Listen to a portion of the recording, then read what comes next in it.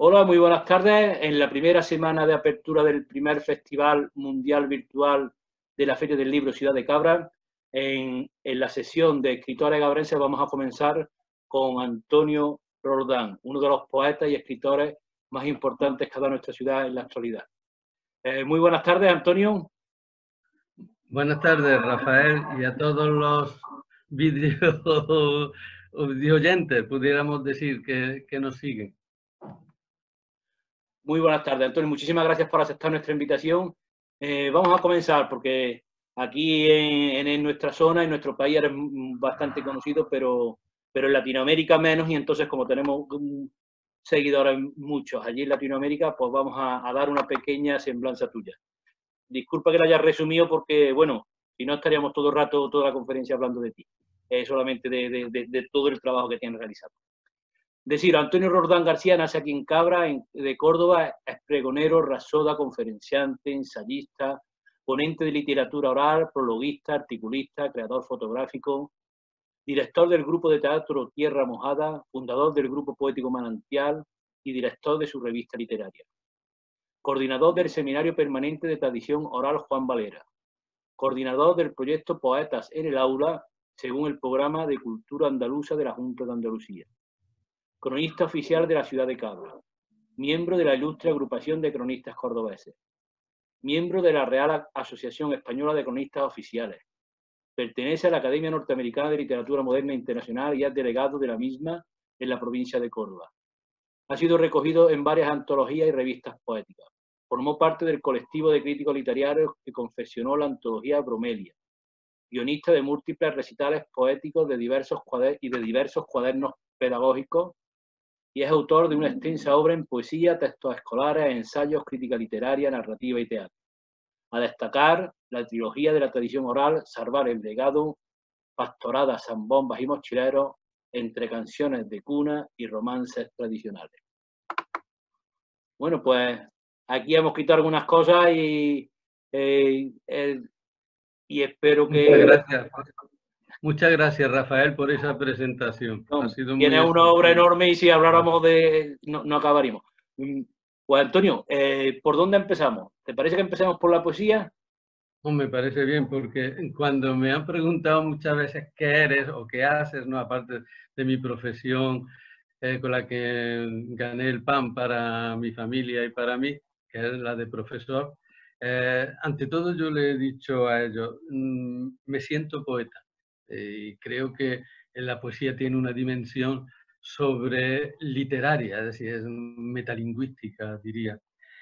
Sobre la poesía, te podría decir que creamos un grupo poético aquí en Cabra, siguiendo la línea de nuestros antepasados, el grupo, los tres grandes poetas egabrenses que rubricaron el movimiento ultraísta en Madrid, y luego el grupo Crítico Ala, del que podemos hablar nosotros en otra ocasión con tranquilidad de ellos. Pues bien, aquí el grupo Manantial lo formamos,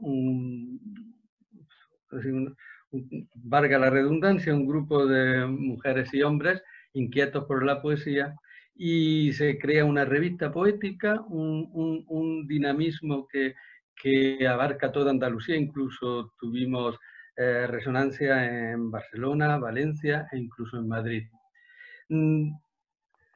Ese grupo se erigió, el grupo Manantial se erige también en una especie de editorial, y a raíz de eso surge mi primer libro de poesía titulado Rumor de cinta que ondea.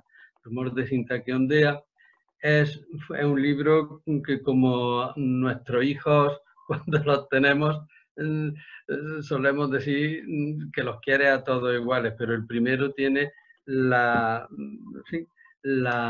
sensación de ser el primero. Y en él, pues, recojo toda mi producción de primera juventud, como yo digo, y de segunda. Un libro estructurado en 5 palomas: paloma verde y blanca, un canto profundo a nuestra tierra, Andalucía, hombres con paisajes en sus manos, mirando hacia el infinito, etc. Es un libro al que le tengo mucho cariño, sobre todo por la frescura que tiene, y que hay poemas incluso de mis 14 años. El libro lo edita, como te digo, Manantial, en el año 1998, a finales del siglo XX, y de él te puedo decir que es el libro que aquel año se vende más en toda la provincia de Córdoba. Lo prologa un tocayo tuyo llamado Rafael Luna Leiva, un gran humanista de Cabra, y se agotó pronto, es decir, a los 3 meses ya Manantial se queda sin libro. Y ahora estamos viendo a ver de qué manera se pudiera hacer una segunda edición. Con el paso del tiempo, uno, pues claro, como todo ser humano, madura. Te casas, tienes hijos, el trabajo, la interacción que tienes con los demás, con la vida, con la realidad. Y surge mi segundo libro de poesía, ya mucho más trabajada, aunque mis críticos, por decirlo de alguna manera, y amigos, prefieren el primer libro al segundo. Este fue Los paisajes y el amor.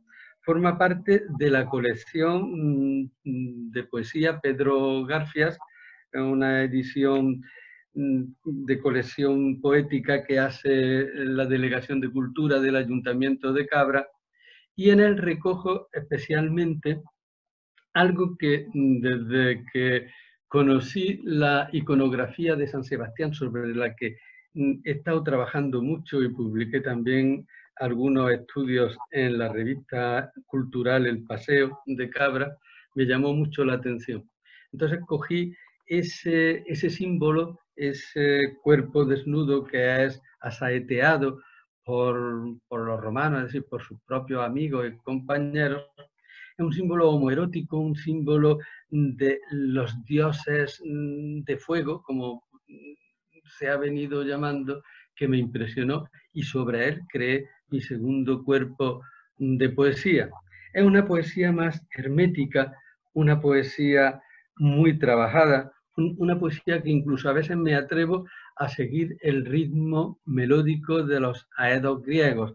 Estructural, el verso es larga, breve, breve, larga, el pie yámbico lo he trabajado mucho, el soneto, que yo pienso que todo poeta, cuando se llame poeta, debe someterse a la disciplina de alguna vez hacer un soneto, que es, a mí me gusta mucho el soneto italiano, le dediqué a mis hijos un soneto italiano con la estructura de clásica española, pero con la acentuación en la sexta y en la décima. Y luego, aparte de esos 2 libros publicados de poesía, toda la producción, por decírtelo de alguna manera, poética que tengo, está todavía inédita. Estoy esperando hacer un tercer corpus ya más denso, más extenso, en el que pudiéramos decir que abarco lo que es poesía social y de denuncia, sobre todo con la injusticia a la que se ven tantísimos seres humanos, hermanos nuestros, muriendo de hambre. Nos escandalizamos ahora en la pandemia mucho de que hay que ver de que está muriendo tantísima gente, y no nos acordamos que diariamente mueren miles de niños en el mundo también. Y en fin, es esta poesía de la que te estoy hablando, de que formará el tercer corpus, tiene un alarido social. Luego me he movido dentro del mundo de la poesía, como tú sabes muy bien, dentro de los recitales. La poesía tiene que estar viva. La poesía es que, como decía nuestro poeta, es un arma cargada de futuro, yo diría de presente permanente. Es como el pan que partimos y lo ponemos en la mesa, lo sacralizamos de alguna manera y lo damos de comer a los hombres. Si no, la poesía encerrada o enclaustrada en una torre hermética, la famosa Torre Burnia de Rubén Darío. Con esto, al nombrar a Rubén Darío, ya saludo a todos nuestros hermanos hispanoamericanos que nos estén siguiendo, porque de allí nos vino esa poesía modernista de él. Y él entendía también la poesía de otra manera que luego Juan Ramón Jiménez la va a absorber. Y el gran poeta nuestro, el gran, creo que el lírico andaluz, que sabe interaccionar o ¿cómo te diría? Darle ya un sentido de síntesis superadora a lo que es la poesía como elemento estético, vital, modernista, con el elemento popular, que es Federico García Lorca. Por eso te hablaba de que los recitales poéticos son muy interesantes, porque es hacer la poesía viva, porque a la gente, y sobre todo a nuestra tierra, la tierra del sur de España, Andalucía, y en toda Sudamérica, le encanta a veces, más que leer poesía, escuchar poesía. Porque parece que el poeta cuando le lee su poema o se lo dedica o lo entona o lo semientona, o lo canta a veces, lo acaricia y le da, le da una especie de plasticidad que con su voz, su manera de expresarlo, le llega mucho más al receptor. Pues estaremos esperando ese libro nuevo, deseando de tenerlo, de escucharlo, y te he leído y estoy encantadísimo de poder leerte, de aprender de tu poesía, Antonio. Pero vamos a seguir porque como poeta eres una persona que ha llevado y que movió la poesía con un manantial durante muchos años en Cabra, la sigues moviendo evidentemente, pero fuiste la bandera durante muchos años. Luego también te has preocupado mucho de tener muchos textos escolares para transmitir toda la tradición, toda la historia de Cabra. ¿Qué nos puedes decir de eso? Bien, como ya os dije antes, mi profesión, mi trabajo ha sido la docencia. He sido profesor de primaria. A mí me gusta más la palabra maestro, lo que pasa es que incluso decir maestro parece pedante. Te traigo a colación a Jesucristo, decía, cuando los apóstoles decían, maestro, ¿qué tal? Y le dije, ¿por qué me llamas maestro? Solo uno es, ¿no?, el maestro, que es el Ser Supremo. Pero, en fin, la palabra maestro creo que se ha denostado tantísimo que tendríamos que rescatarla de nuevo. Pues cuando yo he trabajado tanto con la juventud, con los niños, me daba cuenta que el texto escolar que se le ha presentado siempre era algo, pues, no sé, algo raro, algo que estaba escrito de una manera estándar por aquel que lo redacta, sin conocer precisamente las circunstancias de lo que es la clase, de lo que es la escuela y de lo que es una determinada inquietud que tienen los niños. Pues, entre otras cosas, yo me propuse, bueno, y un grupo de compañeros y compañeras, elaborar libros de texto para que sirvieran a esos niños nuestros, a esos jóvenes. Entre ellos está el primero que hicimos, que fue un trabajo de grupo, que es Conozcamos nuestra tierra, Cabra. Entonces, cuando la inspección educativa vio el texto, lo hizo, el señor inspector don Juan Díaz lo hizo obligatorio para toda Cabra durante 6 años, en el periodo cuando la educación estaba bien estructurada por la ley Villar Palasí, aunque era que el segundo ciclo era tercero, cuarto y quinto, sexto, séptimo y octavo, con la segunda etapa. Y dio muy buenos resultados, porque el libro, aparte de ser para los alumnos, los padres, al llegar a casa y tener que trabajar con sus hijos con él, aprendían realmente toda la historia de Cabra, sus monumentos, sus costumbres, sus tradiciones. Luego también trabajé mucho sobre el conocimiento del medio, especialmente sobre una gran figura nuestra, que es el gran escritor del siglo XIX nuestro, don Juan Valera y Alcalá Galiano. Don Juan Valera y Alcalá Galiano es una de las figuras más importantes de la literatura española. Marcelino Menéndez y Pelayo decía que era el mejor escritor del siglo XIX, el autor de Pepita Jiménez, de Juanita la Larga, de Doña Luz, etcétera, y de esas grandes obras que aún, por ejemplo, Pepita Jiménez sigue siendo libro de cabecera de la Universidad de Oxford. Y los niños de Cabra y la juventud tenían que conocer a Juan Valera. Y se hizo un texto acompañado de unos cuadernos para que el alumno y alumna trabajaran sobre la textualización que se les daba en ese libro. También el grupo poético Manantial, aparte de sus revistas literarias, crea una revista escolar porque entramos dentro del proyecto de la Junta de Andalucía de Poeta en el Aula.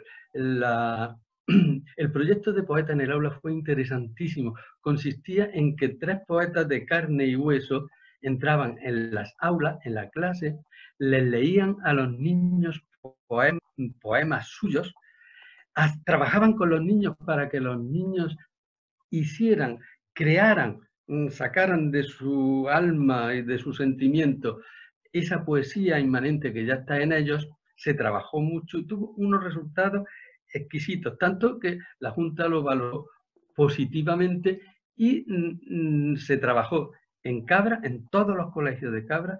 Los 3 poetas que nos movimos fueron Rafael Luna Leiva, Antonio Suárez Cabello, que escenificaba los poemas, y que les hablo.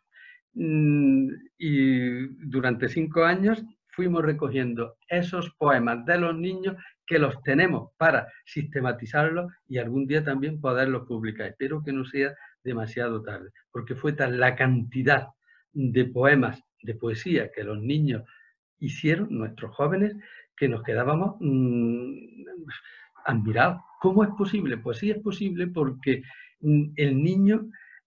Hemos confundido a veces la literatura infantil y le hemos dado ñoñeces, tonterías, pero cuando tú a un niño le das la poesía auténtica y le lees, por ejemplo, La muerte de Ignacio Sánchez Mejía de Lorca a las 5 de la tarde, el niño crea una especie de ambiente que lo entiende a veces, ese surrealismo del poema y esa magia, pudiéramos decir, de la palabra, la llevan a su vida y la entienden a veces mucho, mucho mejor que los adultos, que además el niño es más puro.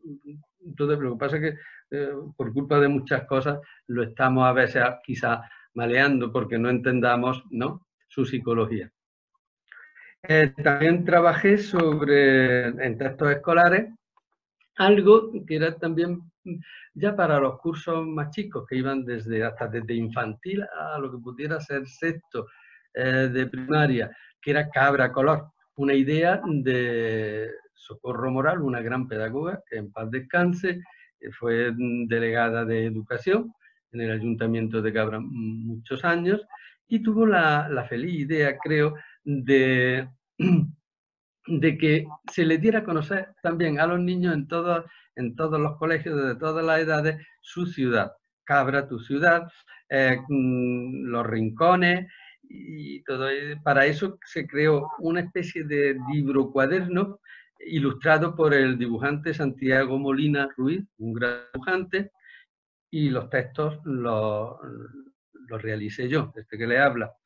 Y tenía una parte de dibujo que el niño, después de leer la textualización que se le daba, pues, por ejemplo, esta es la iglesia de la Asunción y Ángeles, fue antigua mezquita, luego se convierte en iglesia cristiana, etcétera, ¿no? Se le dan unas referencias textuales y el niño luego está viendo texto e imagen y colorea. Por eso es la idea de Cabra Color.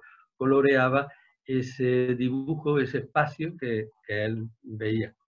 También trabajamos en otra idea, que era la fotografía en el aula. Sabes que soy fotógrafo, fotógrafo, perdona la pedantería, soy gran amante de la fotografía. Tengo un blog personal bajo seudónimo en Flickr, y ahí voy montando también mi fotografía. He pertenecido al colectivo ACOE muchos años, he sido incluso presidente accidental de él, dirigí la revista fotográfica y he participado en esas exposiciones colectivas anuales que hacemos en septiembre, el colectivo ACOE. Incluso, hablando a nuestros hermanos mexicanos, una exposición que va desde Cabra hasta Monterrey, México, la ciudad donde muere nuestro paisano Pedro García, el gran poeta. Allí hicimos una exposición titulada La Pasión a través del Atlántico. Fue toda fotografía de la Semana Santa de Cabra, la más antigua, que se montó en grandes dimensiones en la sala de exposiciones de Monterrey, México. Eso podríamos decir sobre la cuestión de textualización escolar, ¿no? Antonio, también tienes crítica literaria y unas antologías que a mí, por ejemplo, la de Égabo me quedé encantado porque es un trabajo encomiable de recuperar los poetas más famosos, pero también otros poetas que no han tenido esa fama y que están ahí todos recogidos y que quedará para la historia. Quiero que me hablaras de ellas, de estas antologías también. Bien, sabes que, bueno, en mi estudio, entre otras, aparte de la diplomatura de Filología Hispánica e Idiomas Modernos, también tuve estudio en la Universidad de Córdoba de Filosofía y Letras de Crítica Literaria. La crítica literaria siempre me encantó, me apasionó. Colaboré como crítico literario junto a Matilde Galera, Sacramento Rodríguez y Juana Castro y Antonio Luna en la confesión de Bromelia, poetas actuales de la subbética, y luego incluso en el volumen 2 de la antología de Bromelia, poetas del pasado de la subbética. Después de haber trabajado, ¿no?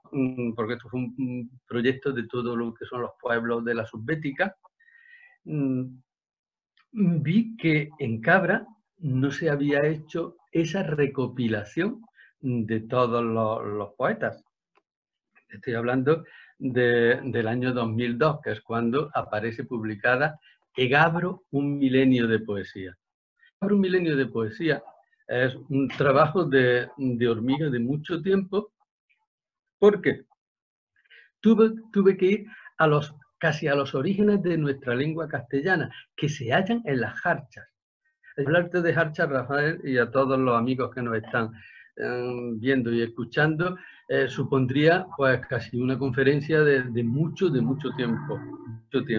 La jarcha es el elemento inicial de la lírica popular en sí. Bueno, y sabes que el gran creador de la poesía moderna, es decir, el creador de la jarcha y de la mujasagua, fue Muqaddam y Mu'affar al-Kabri, es decir, un egabrense árabe que vivió en Cabra en el siglo finales del 9 y comienzos del 10. Fue favorito del emir Abdalá y crea esa especie de estructura, la mujasagua, y ella da origen a lo que luego fue toda la poesía moderna y contemporánea, que rompe así la estructura aquella que pensaban los franceses, que la poesía moderna procedía de Provenza, de los poetas provenzales, de los trovadores, y nada de eso. El doctor Rivera, en la conferencia que hacen ya en el año 25, en su entrada en la Real Academia Española, desmonta toda aquella tesis y nos da, con Muqaddam y las jarchas, la génesis de la poesía moderna. Pues bien, arrancando del Kabri, el Muqaddam y Mu'affar, luego tenemos a Muhammad al-Dari al-Makuf, el ciego, porque el ciego de Cabra no es Muqaddam. Muqaddam precisamente tenía el apodo de El Vidente. Y luego a Ben Guzmán, que nos encontramos unas citas en la Academia de Córdoba en la que dice un galano trovador nacido en Cabra. Pues arrancando de los poetas cabríes, como yo digo, los árabes o algunos, pues ya Aben Guzmán era un árabe convertido al cristianismo. Hasta el último poeta y última poeta en Cabra han pasado un milenio, es decir, 1000 años, una ciudad llena de poesía. Cabra tenemos la suerte de que es una ciudad más antigua incluso que la ciudad de Roma, porque si hacemos una línea y ponemos un eje central, el año cero, el nacimiento de Cristo, Cabra se funda 2000 años antes de Cristo y todavía tenemos otros 2000. Es decir, que la balanza se equilibra. Pues ese milenio, desde el último milenio, desde el siglo X hasta el siglo XX y XXI, está repleta de hombres y mujeres que han hecho poesía. Esa antología, Egabro, un milenio de poesía, ya lleva 18 años editada. Hay que revisarla y hay que incorporar a ella muchas figuras relevantes de nuestra poesía actual, como por ejemplo Rafael Luna García, que eres tú, con toda tu producción, más otros poetas y poetisas que se han incorporado a lo nuestro. Cuando una vez nuestro querido Paco Carmona le hace una entrevista a Antonio Gala, nuestro escritor cordobés, y le preguntó por lo poético y por la poesía de aquí en Cabra, que por qué pasaba en Cabra esto, él se remite al agua de la fuente del río de esa manera tan irónica que venía de decir las cosas, pero pronuncia una frase exquisita y nos dijo, dice, es que en Cabra se da lo poético como vómito oloroso. Es algo así tan lindo. Y ahí está en la antología de Egabro, un milenio de poesía, es más o menos lo que he querido expresar. Por eso quise ser también muy duro, yo soy muy exigente conmigo mismo, y quise que la antología no fuera solamente un recopilatorio de poemas de los componentes, sino que quise que fuera también una antología crítica, dentro de lo que enclavarlos dentro de su tiempo, qué características tiene y cuáles son las fuentes de las que beben nuestros poetas y poetisas.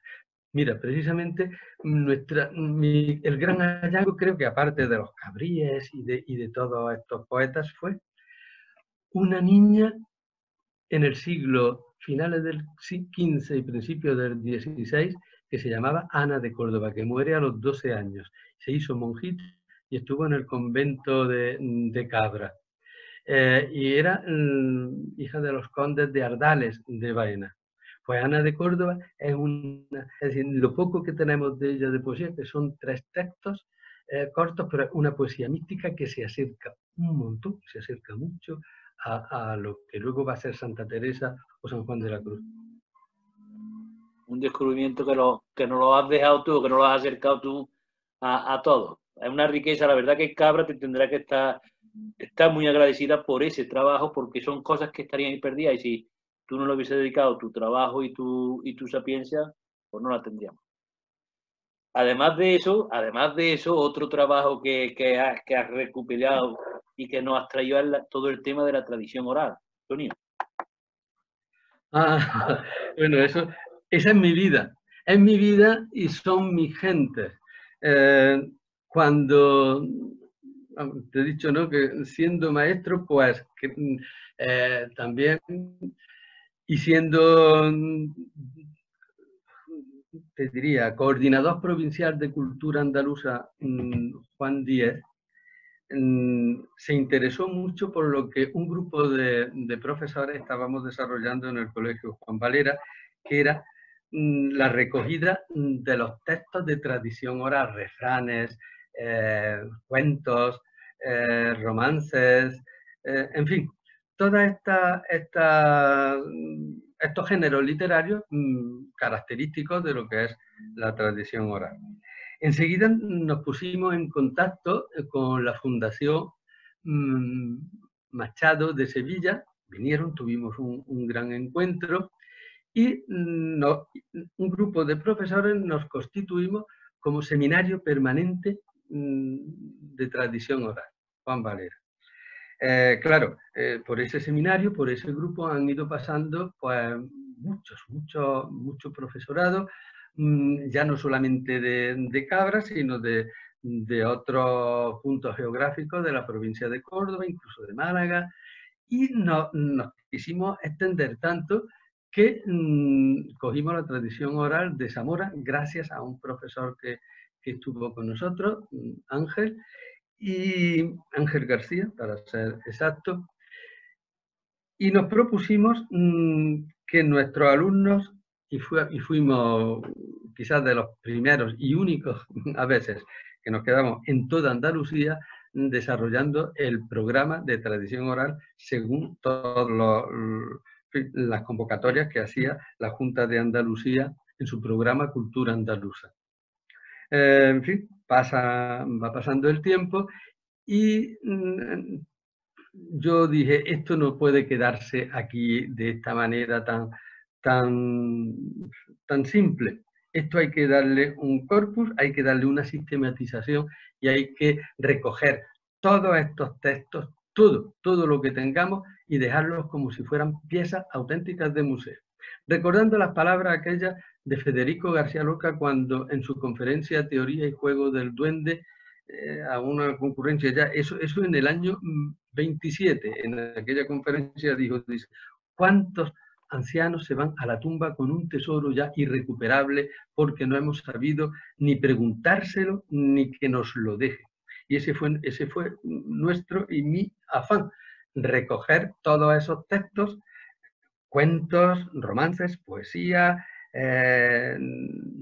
juegos infantiles, en fin, aquellos géneros propios de la tradición oral.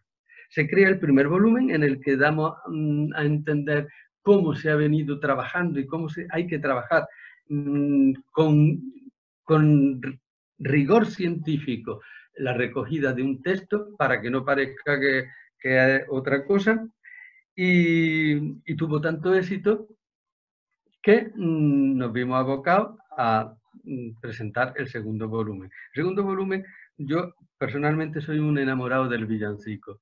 He escrito mucho sobre el villancico, tengo muchas tesis, porque el villancico precisamente su cuna es Cabra también, ya que la mujasaja es una creación autóctona de Gabro, de Cabra, la cabra actual, de Gabro greco-romana, tartesa. Pues el villancico procede del Segel y el Segel procede de la mujasaja. Por lo tanto, son hijos o nietos, pudiéramos decir, uno de otro. Y claro, pues tuve que hacer un trabajo de recogida de tradición oral del villancico desde el comienzo, desde los comienzos romanos, porque la palabra villancico no hay que entenderla como canto religioso al niño Jesús que nace en diciembre. No, la palabra villancico se remonta pues hasta ya Posidonio de Rodas, el historiador romano, nos lo cuenta así, dice, desde la Lusitania venían invadiendo los pastores a la Bética con sones de atanores huecos, zambombas, panderos, entonando él solo el que iba en cabeza y respondiéndole todo el grupo detrás, que es lo que hacen nuestras agrupaciones de mochileros, que canta uno y los demás responden. Pues todo el análisis de lo que son pastoradas, es decir, las juntas de los pastores en el solsticio de invierno para que la noche no se alargara más y ahuyentar las tinieblas. Luego esa fiesta se cristianiza. Es decir, en el siglo V, en el concilio de Nicea o Teodicea, con Constantino es el que hace el cristianismo actual. Es decir, antes el cristianismo originario, eso lo sabes tú bien, que has estudiado teología, era de otra manera. Pues se instituye la fiesta de la Navidad en el día 25, que era el día también que ellos tenían hacer constancia que en una cueva, iluminado con luz, una virgen, es decir, en fin, el dios Mitra que nace también en una cueva. Pues en fin, todo eso es lo que recogen el libro de Pastorada. Fue muy premiado incluso hasta en México por la institución de Margarita Latorre, que fue una gran folclórica de allí. El libro Pastoradas forma parte del fondo antropológico de un museo antropológico de Salamanca, y porque damos la instrumentación típica de aquí, lo que es la chicharra, que es hecha con una vejiga de cerdo, con un arco de madera de mimbre y una crin de caballo, en fin, también palillos, lo que es la carratraca, el instrumento este tan típico que es hecho de caña y puesto en el pecho, que se llama cañapeto, es decir, peto de caña, con el que los pastores y los mochileros pues carracatrean, como ellos dicen, los sones de la Navidad. Claro, para hacer ese estudio tuvimos que montar primero una tesis de trabajo.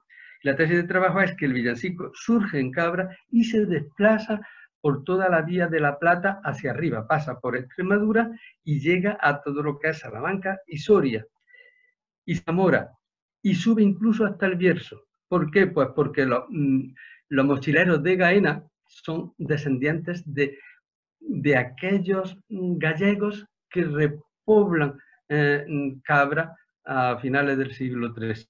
De ahí que tú sabes que en Gaena se llaman Gaena Casas Gallegas, por esa reminiscencia que ellos tienen de los cantos. Pudiéramos también decir que son cantos de ida y vuelta, que van de aquí para allá y luego vuelven con ellos, modificados. Hombre, creo que el libro fue editado también por Diputación de Córdoba y se distribuyó por toda España y se mandó también a todas las embajadas de Sudamérica, etc. El libro uno de los que más contento estoy yo con él. Ha sido presentado en muchas manifestaciones folclóricas de aquí de la Subbética, incluso el maestro Luis Bedmar, cuando estuvo en Asturias para dar una conferencia sobre lo que es el folclore navideño de la España, de Despeñaperros para abajo, lo puso como ejemplo. En la Universidad de Navarra también se ha dado con referencia, incluso hasta un libro publicado por el catedrático de folclore de esa universidad, lo nombra pastoradas dentro de ese librito 17 veces. Incluso pone hasta una fotografía de las que adornan el libro de los mochileros antiguos de Gaena. Y el tercer volumen es de la tradición oral, es entre canciones de cuna y romances líricos. Es un texto muy ambicioso, viene acompañado de un CD con las tecnologías actuales, se hace mucho mejor todo esto, con los informantes de primera mano cantándonos ese romance, ese villancico, o contándonos ese cuento que aparece en el texto. El título Entre canciones de cuna y romances líricos es porque recoge desde que la tradición oral, desde que somos niños lactantes, que nos cantan cuna o nos cantaban, yo no sé ya cómo va esta situación, por desgracia, hasta que somos mayores y cantamos los romances. Pues desde la nana están recogidas todas nuestras nanas, están recogidos los primeros balbuceos infantiles, como cuando cogemos al bebé y nos lo ponemos en la rodilla y le decimos arre caballito, etc. Los juegos infantiles, echadas a suerte, las retahílas, las pequeñas oraciones. Luego va por las leyendas. He recogido todas las leyendas que hay en Cabra y en la Subbética.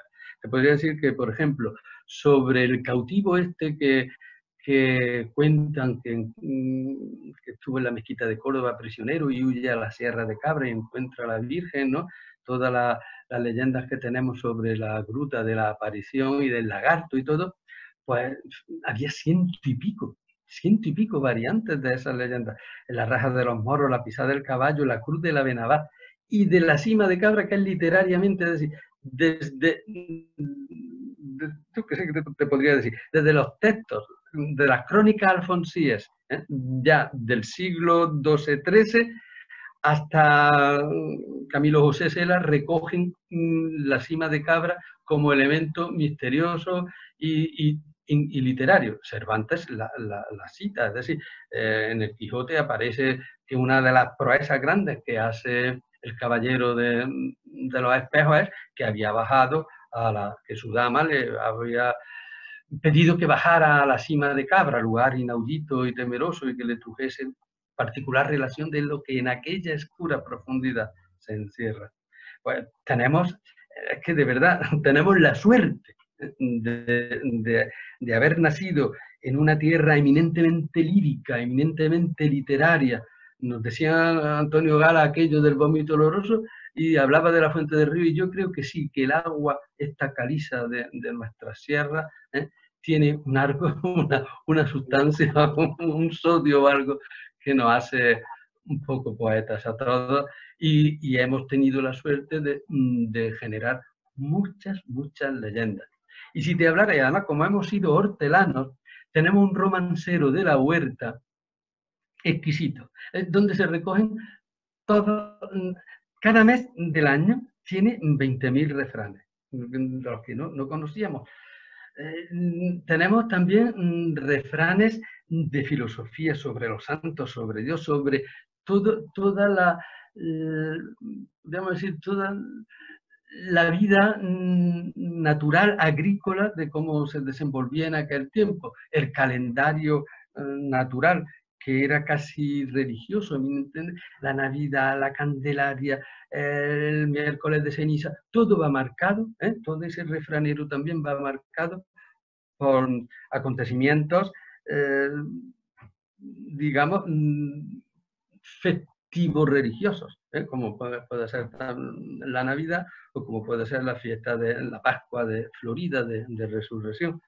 Y acabamos con los romances. Mi gran sorpresa, nuestra gran sorpresa, porque también Manuel Serrano, el director del colegio, abogó mucho porque la tradición oral se estudiara en el colegio. Él abre los 3 libros de la tradición oral, aunque son prologados por distintas personalidades, como Juan Díez, Juan Pérez Cubillo, cuando es el coordinador provincial de cultura andaluza aquí en Córdoba.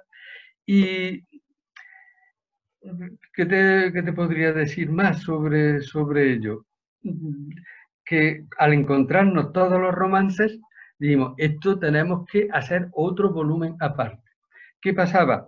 Que ya nuestros informantes iban muriendo y las cintas de cassettes que teníamos de 25 años se estaban picando, se estaban deteriorando. Tuvimos que acelerar y tuvimos que cerrar porque a veces abres y tienes tantas cosas que dices, hay que cerrar, y luego con lo demás alguna vez se puede hacer.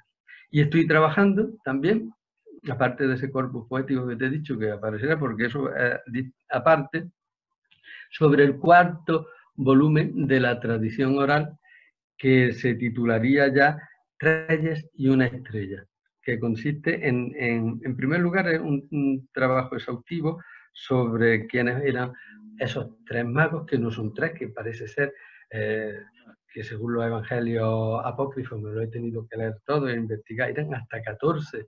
Hay uno que se pierde dentro de todo esto, no eran reyes sino magos.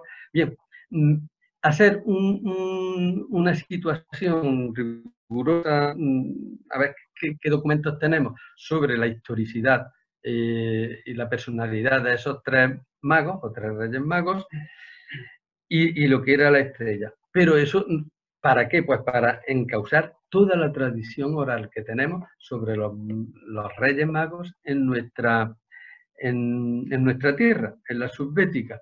Para eso ese trabajo lo ilustrará nuestro gran pintor, que es Rafael Medina, que sabes que es un artista para todo esto y tiene una sensibilidad especial para lo que ha sido el villancico, que llevábamos 4 muestras con los villancicos de la ciudad de Cabra, de los villancicos pastoriles, y debido a la inclemencia de esto último, pues este año no lo podremos hacer. Esperemos que esta pandemia canallesca pase por el bien de todos y por el bien de nuestra cultura. Todo eso con respecto a lo que es la tradición oral. También, claro, gracias a estos libros he tenido que desarrollar y dar muchas ponencias sobre tradición oral a los cursos de perfeccionamiento del profesorado. Se han interesado mucho porque, claro, no se tenía ni idea de nada de esto. Sobre todo del villancico, que ya nuestros niños no lo están aprendiendo, por desgracia. Me aprenden 3 villancicos en inglés, por aquello porque parece que pinta mejor, que no se avergüenzan tanto de lo que es su villancico autóctono, y rescatar incluso la tradición de la fiesta de todos los santos y del Día de los Difuntos, que no sé por qué se nos ha tenido que colar hasta los huesos aquí, una fiesta anglosajona que no tiene nada que ver con nosotros, como es la fiesta del 1 de noviembre, que no la quiero ni recordar, vamos. Pues bueno, pues Antonio, es una maravilla ese trabajo histórico, porque nos recuerda eso, nos recuerda quiénes somos y de dónde venimos, que como tú dices es importante. Y bueno, y si está ahí otro volumen ya preparado, pues eso es siempre una suerte que no pares de trabajar y de traernos cosas que yo creo que se valoran ya, pero que se llegará el momento en donde se valoren incluso más. Cuanto esa obra terminada, toda unida y pase el tiempo, porque cada vez es como tú dices, cada vez se está perdiendo más, cada vez antes yo recuerdo, pues, bueno, a nivel familiar sí se cantan todavía villancicos y eso, pero ya hay mucha gente que no canta villancicos, que llega Nochebuena, Nochevieja y ya, como tú dices, el que sale de chiste, el que sale de broma, o el americano y no recuerdan todos esos villancicos antiguos, y creo que es muy importante. Pero si es más, Rafael, incluso la Nochebuena familiar se está perdiendo del todo. Ya aquellas cenas, aquellas en las que nos juntábamos todos y permanecíamos en casa de la abuela o de quien sea hasta las tantas de la madrugada, hoy día ya no, hoy día se cena ya en la calle, en la calle, ¿verdad? ¿No? Es decir, lo que es la sustancia de la Nochebuena se ha perdido y no ha venido otro Halloween. Es que no te quería volver a hablar de esto. Esto sería para acelerarlo distendidamente. Cuando podamos vernos y tomarnos una cerveza sin mascarilla ni nada de eso en nuestro paseo, que nuestro paseo es un lugar filosófico. Eso no, me lo han dicho mucha gente cuando he venido al paseo Alcántara Romero de Cabra y hemos charlado, a ver, nos tiramos 2 horas en una mesa, en un velador, con una cerveza o un café, charlando, decía, ¿qué hay aquí que se habla de tanta filosofía en Cabra? Cierto. Bueno, pues Antonio, si te parece, como la feria, vamos a estar hasta el 18 de diciembre y luego posteriormente en enero también otra fecha, una segunda fase, te invito a que nos vuelva a hablar pues bueno, pues del ultraísmo, que eres también un especialista, que también es un movimiento que tuvo grandes poetas gabrenses en ese movimiento, y bueno, y de todo lo que te apetezca, de los movimientos que has estado, en fin, de como tienes tanta, lo que te apetezca, y porque creo que en Cabra, hablar de poesía, hablar de tradición oral, hablar hay que contar contigo y tienes que enseñarnos porque es un gusto escucharte. ¿Qué te parece? ¿Aceptas esa invitación? Muchas gracias. Gracias doble. Primero por la invitación de hoy y después por la que me brindas de nuevo. Tú eliges, es decir, hay muchas cositas de las que pudiéramos hablar, como los textos de Juan Valera o lo que tú quieras. Yo estoy a vuestra disposición. Creo que algo interesante podríamos tocar de Valera, puesto que quien descubre realmente el genio de Rubén Darío en Nicaragua es Juan Valera cuando fue embajador de allí, de Nicaragua, porque nuestro Juan Valera, el gran escritor del siglo XIX, de las letras hispanas, fue embajador en Washington, ¿sabes? En Nueva York, en Venezuela, en Río de Janeiro, conocía toda la cultura hispanoamericana a fondo. Bueno, pues puede ser un buen tema. Juan Valera, que ya que es la primera feria del libro virtual de Cabra, creo que también debemos llevarlo porque es, como tú dices, uno de los mejores novelistas, quizás Pepita Jiménez quizás sea la mejor novela del siglo XIX, o así se ha catalogado. Sí, así junto con La Regenta de Clarín, Sí. están consideradas las dos mejores novelas. Incluso ahora, como es el aniversario a ver si te lo digo, de Pérez Galdós, también han querido introducir Fortunata y Jacinta, la trilogía. Pero están en este orden: Pepita Jiménez, La Regenta y Fortunata y Jacinta. Podemos hablar también eso, de un poquito de Valera y del el ultraísmo, porque es que el ultraísmo tiene un triángulo, es bellísima la cosa. El triángulo del ultraísmo es Cabra en el año 1917, Madrid y Buenos Aires. ¿Por qué? Porque Luis Borges y Nora Borges, la hermana de Jorge Luis, fue novia de Tomás Luque, el poeta gabrense que firma el ultraísmo. Así que estamos conectados. El mundo, nuestro mundo al final de todo es un pañuelo al que anudamos de una manera y nos encontramos todos luego en el centro. Pues muchísimas gracias, Antonio. Quedamos en eso. En próximas semanas esperamos tenerte de nuevo y escucharte. Y pues has tratado varios temas, ya decidiremos. Puede ser Juan Valera, puede ser el ultraísmo o cualquier cosa que tú nos aportes, porque siempre es una maravilla escucharte. Y con esto damos hoy por finalizado la ponencia o conocer un poquito de la obra de este gran escritor, Antonio Lordán, y os emplazamos al próximo día, a la próxima presentación. Muy buenas noches y gracias a todos por escuchar. Un abrazo, Antonio. Buenas noches. Un abrazo.